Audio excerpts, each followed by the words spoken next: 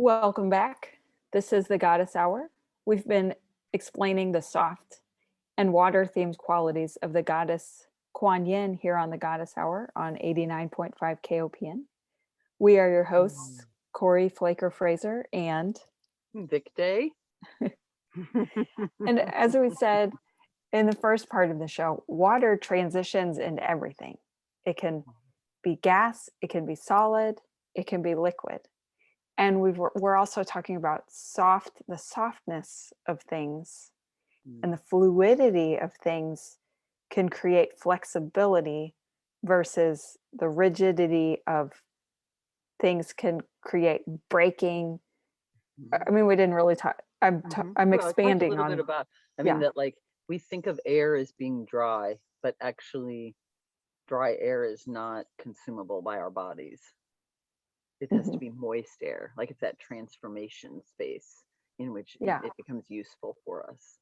It's not just pure air, and it's not pure water, because if we're underwater, we can't breathe. It's that, Right. that transition, that liminal state, as our good friend Tim would talk about, like that liminal state between when does it stop being air and start being water, when does it stop being water and start being air. Yeah.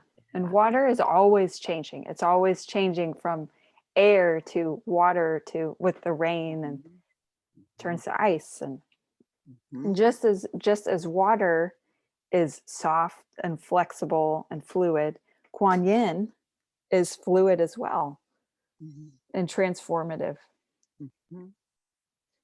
Also, so I'm going to quote the Coven of the Goddess again because it's just so informative for me today.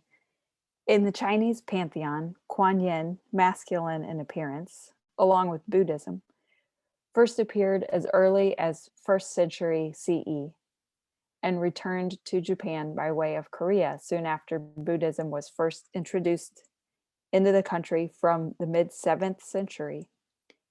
Images which later displayed attributes of both genders appeared as Kuan Yin.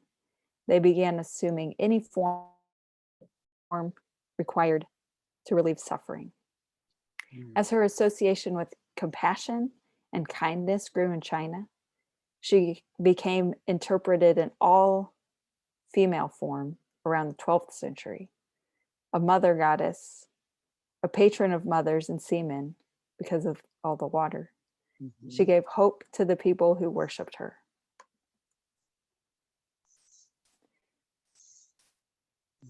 So she went through this transformation between the 1st century CE and the 12th century Common Era of just kind of assuming the shape of whatever somebody needed her to be in their time of deep suffering. And consistently, Kuan Yin was assumed, was needed as a female figure. But so my interest in the reading that I've done, it was my understanding that it started out as a male deity and then transformed into a female deity as it became more associated with compassion. Yes. And we keep talking about the softness, but I'm also really struck at the strength that is involved, the stability that is involved, because like talking about filling my cup, like in order to be able to do that, I had to bring myself back to my core, right? My stability, in order to be able to be compassionate. So I think it's very interesting that, that she, and we use the pronoun she because that's what we often think of when we think of Quan Yin, but that this deity actually flows. Yeah. Right. And can come to someone in a male form, can come to someone in a female form. And yet, even in that flowing, it's always about strength. Yeah. Right? It's always about bringing the strength that allows for the space to be with suffering. It could be a soft strength. Oh yeah, that's it. And I Mhm. think that that's we often. I mean, I think that's one of my own like pieces with Kwan Yin is that I tend to think of compassion as going outward, right? In this like giving, giving, giving, and strength being like, I mean, I'm clenching my fists, like strength being this more like about fighting or holding or, being um, like you think of uh, people who really that work out a lot and they're not very flexible, but Mhm. they have a lot of muscle mass, right? And the Kuan Yin embodies both strength and compassion, both Yeah. strength and fluidity. That's where I was going. Both stability and flexibility. That is what makes her him the Them. deity, right? Yeah. Them, right? So powerful.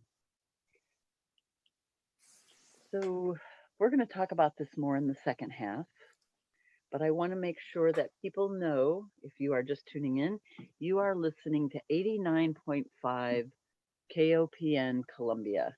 We are not just radio, we are community radio.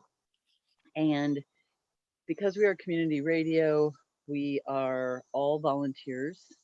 And so Corri and I are recording this from each of our homes. So if you're hearing some noises in the background that you think might be static, it's actually the cicadas and the sounds of a Missouri summer. We hope that it's not too distracting. And the Um, pitter patter of young children occasionally. the doors opening and closing as my Yeah. partner came in. Um, so if you would want to contact me or Corri, you can write to us at WIWV@kopn.org. You can also find us or any of the other programmers of Women's Issues, Women's Voices on Facebook at Women's Issues, Women's Voices.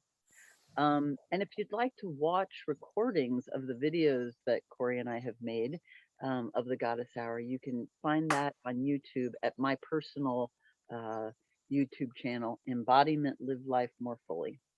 And we'll be back in the second half with more about the wonderful, transformative, transitive, liminal state of Kuan Yin.